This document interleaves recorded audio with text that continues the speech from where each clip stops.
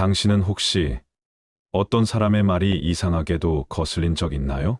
그 말이 논리적으로 틀리지 않았고 공격적인 말도 아닌데 왠지 모르게 불편하고 신경이 곤두서게 되는 그런 순간들. 오늘은 우리가 왜 어떤 사람의 말이 이유 없이 거슬리는지 고요한 시선으로 함께 들여다봅니다. 심리학자 칼 융은 말했습니다.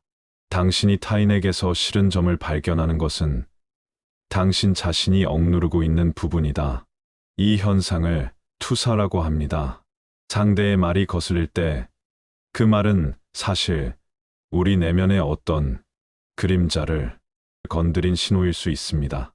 예를 들어 어떤 이가 너는 너무 자기중심적이야라고 말했을 때 그 말이 나를 과하게 불편하게 만든다면 나는 자기중심적이지 않아야 한다는 믿음을 지나치게 강하게 붙잡고 있을지도 모릅니다.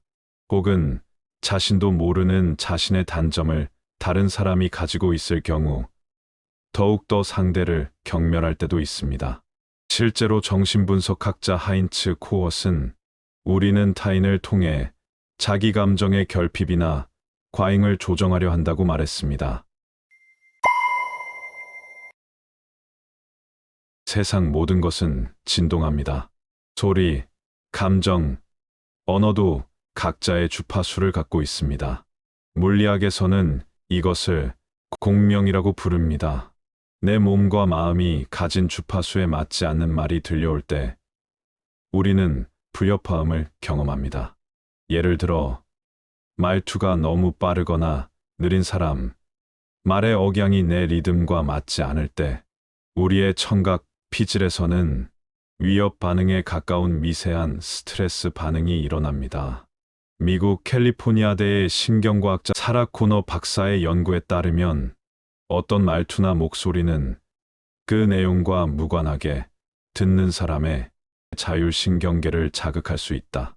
즉, 말은 단어의 문제가 아니라 파동의 일치와 불일치의 문제이기도 한 거죠.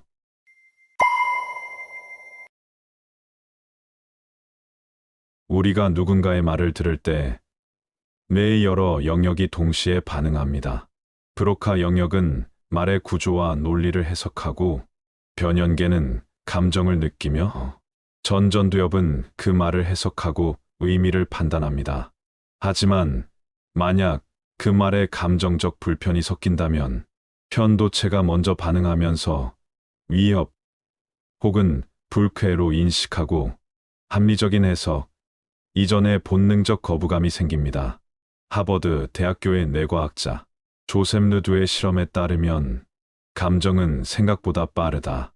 불쾌한 말은 합리적으로 해석되기 전에 이미 정서적으로 거부된다. 즉, 이유 없이 거슬리는 말의 핵심은 그 말의 내용보다 뇌가 그 말을 감지한 방식에 있는 것입니다. 어떻게 보면 육감이라는 말이 꼭 어떤 상황에서만 느껴지는 감각은 아닌 것 같습니다. 금강경에는 이런 구절이 있습니다. 범부는 상에 집착하나 지혜로운 이는 소리에 집착하지 않는다. 말의 모양보다 그 말에 담긴 마음의 방향을 보라는 가르침입니다. 성경 잠언 18장 21절에서는 말합니다. 죽고 사는 것이 혀의 힘에 달렸나니 말이라는 에너지는 창조의 힘이자 파괴의 에너지입니다. 따뜻한 말 한마디는 생명을 살리고 무심한 말 한마디는 마음을 무너뜨리기도 하죠. 문학은 언제나 말의 울림을 고민해왔습니다. 도스토옙스키는 카라마조프가의 형제들에서 말합니다. 말은 거짓말을 할 수 있다. 하지만 영혼은 거짓말하지 않는다. 우리가 거슬림을 느끼는 것은 말 자체보다 그 말이 진심인지 진실하지 않은지를 알아차리는 영혼의 직관 때문입니다. 김소월의 시 진달래꽃에서는 이렇게 말하죠. 나 보기가 역겨워 가실 때에는 말없이 고이 보내드리우리다. 말보다 침묵이 더 많은 걸 전하는 순간도 있습니다. 그만큼 말은 깊고 복잡한 전달 체계입니다. 영혼이 담겨 있기도 하지만 영혼이 전혀 담겨 있지 않기도 하니까요. 오로지 듣는 사람이 자신의 판단으로 말의 뜻을 선택하는 것이기도 하니까요. 그래서 달콤한 말에 소가 상처받기도 하는가 봅니다. 6부.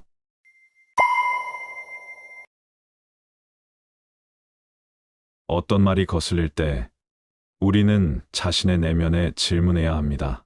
그 말이 정말 그 사람의 잘못이었는가? 아니면 내 안에 미해결된 감정이 건드려졌는가? 혹은 지금 내 상태가 예민하고 지쳐 있었던 건 아닐까?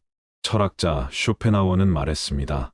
타인의 단점에 예민한 자는 자신의 불완전함에 고통받는 자다.